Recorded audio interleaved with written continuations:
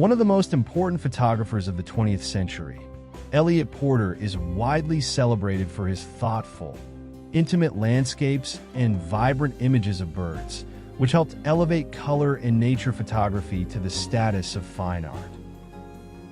Encouraged early in his career by his brother Fairfield Porter, a painter and critic, as well as by photographers Ansel Adams and Alfred Stieglitz, Porter decided to make photography his profession. In the early 1940s, he switched from black and white to the new Kodachrome color film, taking exquisite images that helped establish color photography as a legitimate art form. This effort earned him a Guggenheim Fellowship in 1941 and led to the exhibition Birds in Color, flashlight photographs at the Museum of Modern Art in 1943. From the 1950s onward, Porter traveled the globe, from Mexico and California to the Galapagos Islands, Greece, Africa, Antarctica, and China, capturing breathtaking scenes. Over the course of his decades-long career, he published 25 books showcasing his work. This video explores Porter's passion for capturing the beauty of landscapes and wildlife through his lens. Join us as we take a closer look at his life, groundbreaking work, and lasting impact on environmental photography.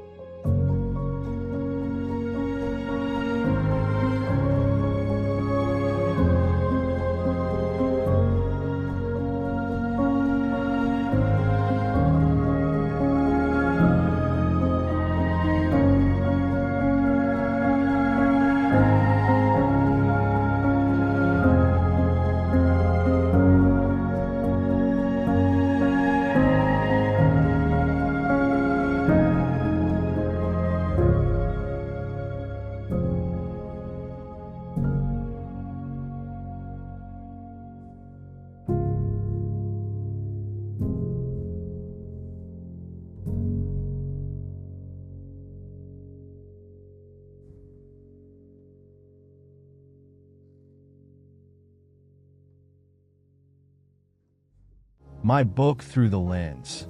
Inspiring Quotes from Master Photographers is now available for purchase. This book is a captivating and inspiring collection of insights, reflections, and wisdom from some of the most renowned photographers in history. Get your copy now. The link to purchase it on Amazon is available below in the description box.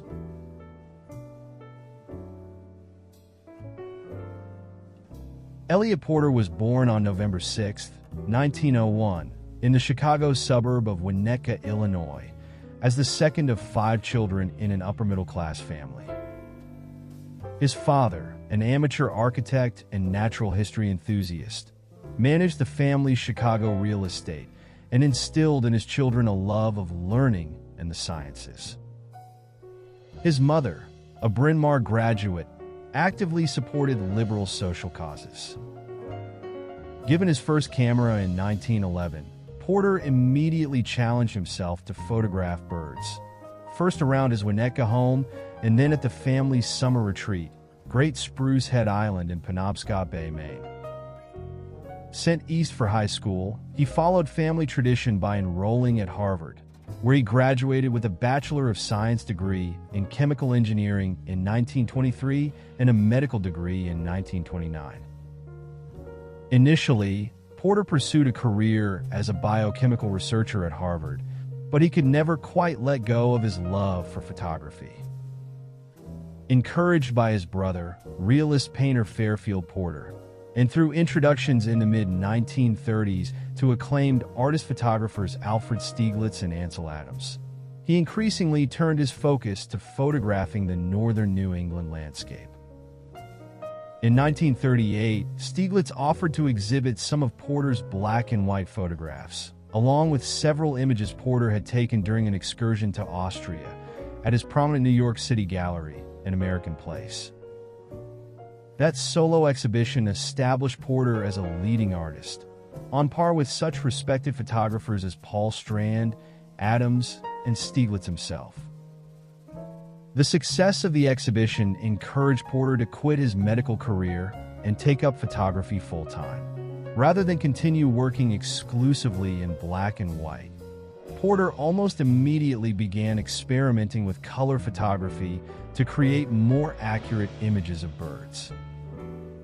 Soon, he expanded his repertoire to include other woodland subjects and became the first established artist photographer to commit to exploring the colorful beauty and diversity of the natural world. Throughout much of Porter's career, black and white photography remained the artistic standard, and he had to contend with his colleagues' prejudices against color photography. However, in 1962, he received a significant boost when the Sierra Club published In Wildness is the Preservation of the World. This immensely popular book, which combined Porter's evocative color photographs of New England woods with excerpts from the writings of Henry David Thoreau, revolutionized photographic book publishing by setting new standards for design and printing, and proving the commercial viability of fine art photography books. The success of the book set Porter on a lifelong path of creating similar photographic portraits of ecologically significant places around the world. Building on the success of In Wildness and subsequent photographic celebrations of Glen Canyon in Utah, Maine, and the Adirondacks, Porter ventured farther afield to photograph and produce books featuring more distant and unusual sights. These places included Baja California, Mexico, the Galapagos, East Africa, and Antarctica, locations that attracted Porter due to their ecological diversity and the environmental pressures they faced. In the late 1960s, Porter expanded his focus to include cultural subjects, eventually completing photographic studies of classical Greek sites, the ruins of ancient Egypt, and modern China. Porter never abandoned his passion for birds, continuing to photograph them almost every spring until failing health in the 1980s made the often strenuous work impossible.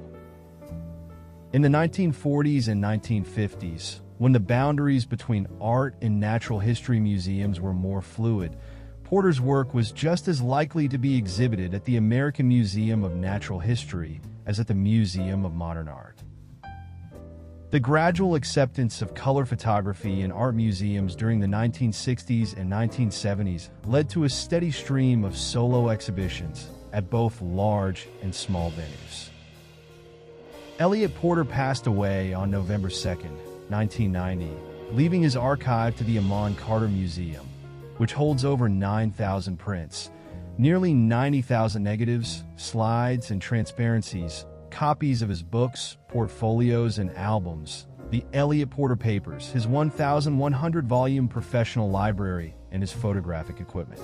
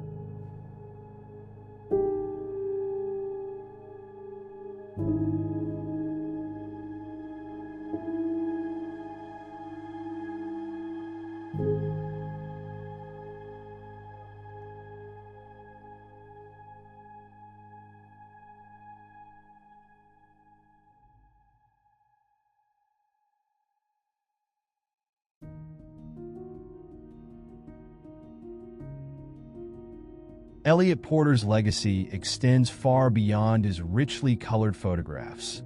It's a profound reminder of the delicate relationship between humans and the natural world. With every click of his camera, Porter sought to capture the essence of nature, its intricate beauty, its timelessness, and its fragility. He believed that every photograph, whether taken by a professional or a casual observer, was a response to the world around us. To him, photography wasn't just about documenting a scene, but about connecting deeply with something larger than ourselves.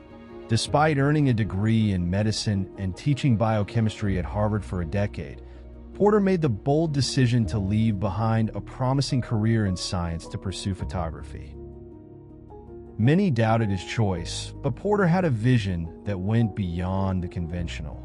He saw color as an essential part of the natural world story, at a time when many photographers still favored black and white.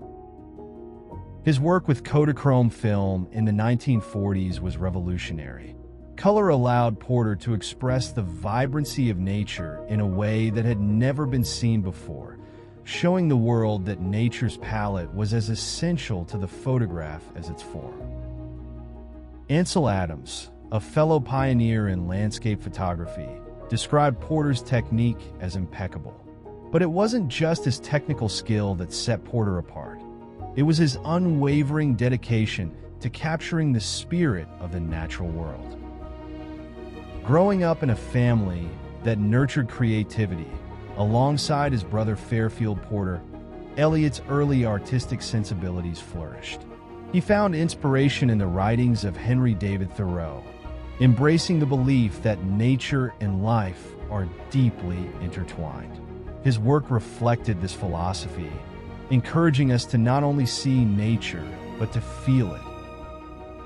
Eliot Porter wasn't just a photographer. He was an environmental advocate before such a role was even widely recognized. He used his art to bring awareness to the urgent need for conservation, long before it became a mainstream cause. His images of pristine landscapes weren't just beautiful, they were a call to action. They reminded us of what we stand to lose if we fail to protect the world around us. His work is a lasting testament to the importance of respecting and preserving our natural environment. As we reflect on his contribution to photography and conservation, we are reminded of the profound truth that nature's beauty is not just something to admire, it's something to protect. Eliot Porter passed away in 1990, leaving behind an extraordinary archive of photographs, diaries, and notebooks. These stand as a powerful reminder of his vision, urging us all to take a closer look at the world and recognize our role in its preservation. In a time when environmental consciousness is more critical than ever, Porter's photographs continue to resonate. They inspire us not just to see the world, but to care for it. His images are more than art. They're a legacy of love for the planet, a call to honor and safeguard the beauty that surrounds us.